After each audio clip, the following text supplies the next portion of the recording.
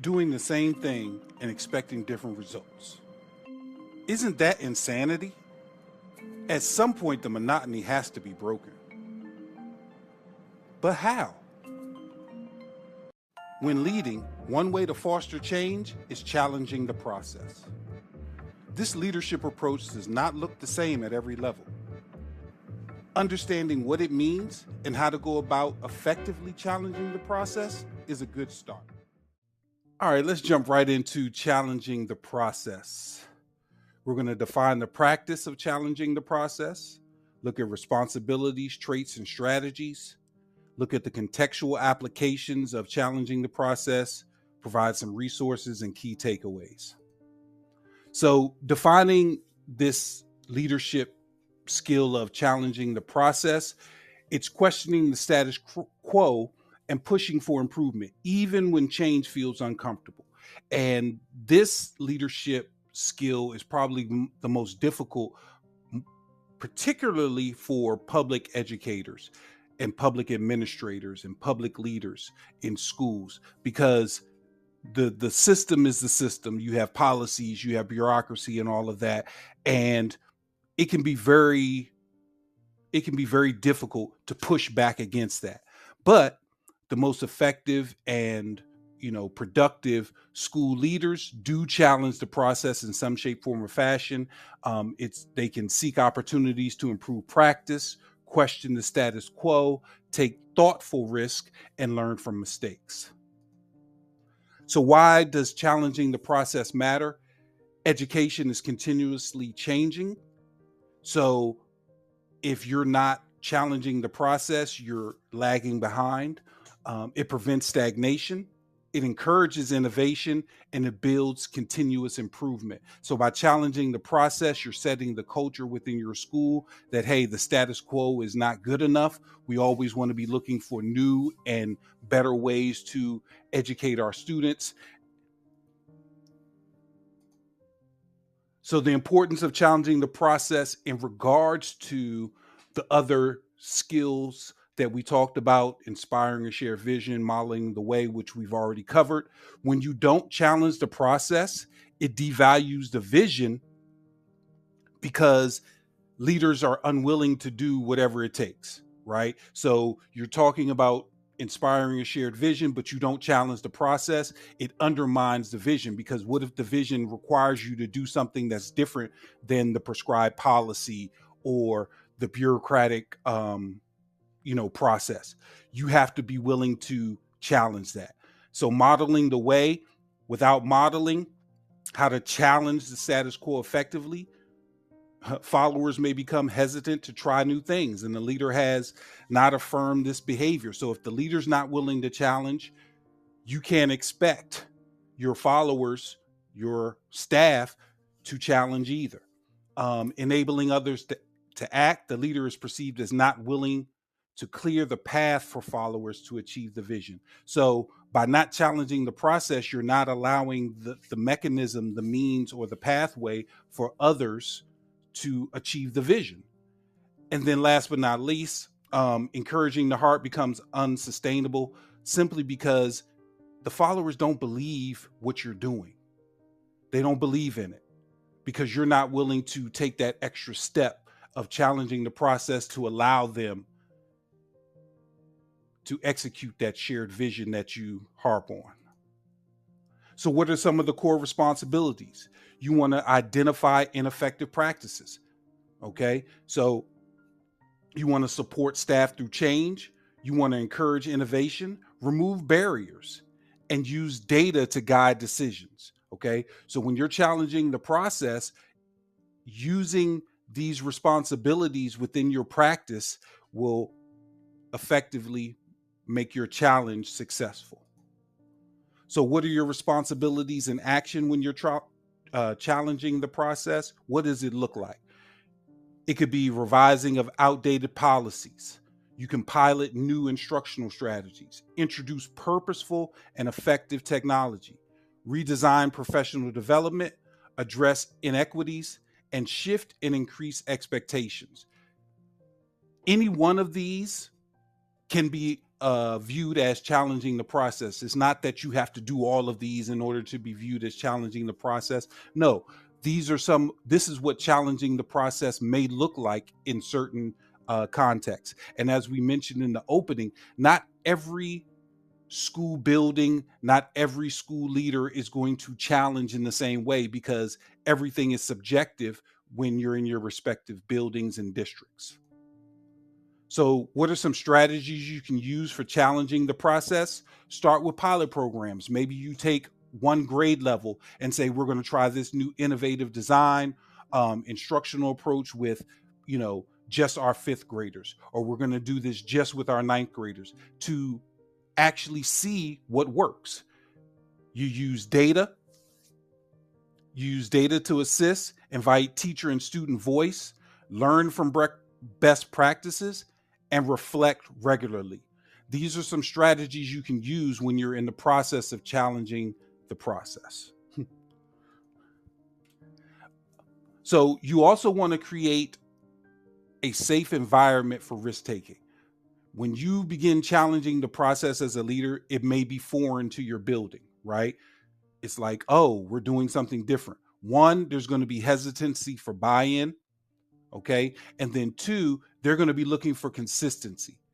And three, when you talk about enabling others to act, you want to create an environment where you're modeling risk taking, which is challenging the process, and you want to make sure that your staff feels comfortable doing the same. So you want to normalize trial and error. So that pilot program, you may run it for 6 months and you realize, hey, that was not the ticket. Okay, cool. What can we do in order to make it more effective? You want to celebrate effort, avoid blame. If something didn't work, instead of, targeting a specific person for why it didn't work or what have you, avoid blame. All right, it didn't work. What can we do differently? Encourage reflection. Are they reflecting at the end of the day, at the end of a period, to see what was effective and what wasn't effective?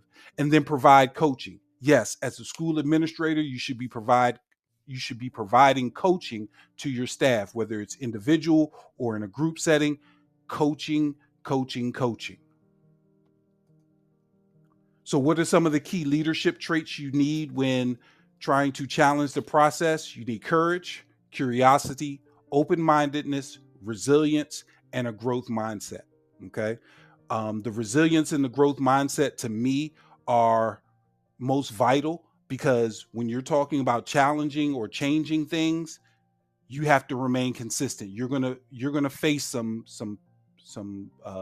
feedback. You're gonna face some barriers. So you gotta, as the leader, say, no, I'm gonna keep on doing this. And the growth mindset, what is it that I can do in order to improve as the school leader? Do I need to provide more opportunities and resources for my staff? I need to be able to look outside the box and realize, hey, where we are right now is not where we're going to be when it's all said and done. And as long as I keep challenging the process and effectively leading, we'll get where we're trying to get to. So how do you support leadership mindsets? Remind your staff, we can always get better.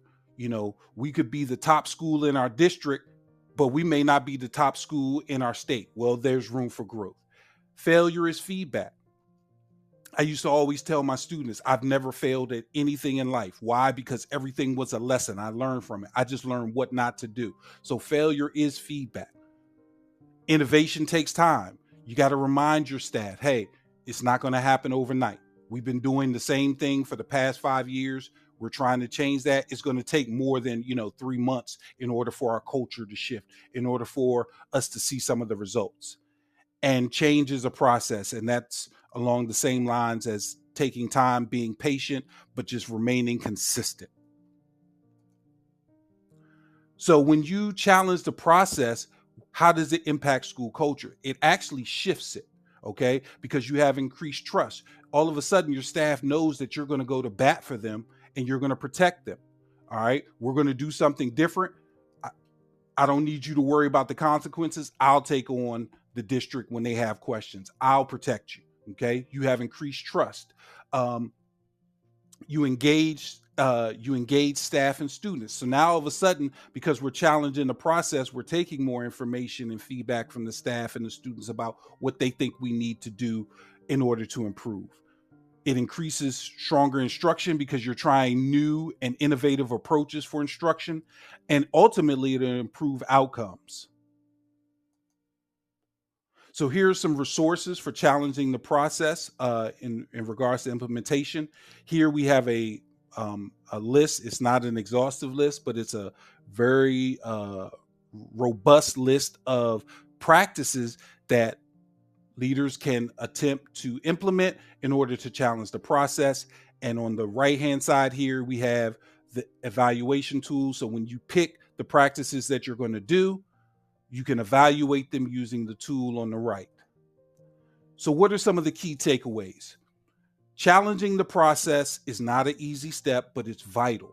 It's one of the 5 vital leadership skills that a good school leader has to implement. So it improvement in focused leadership.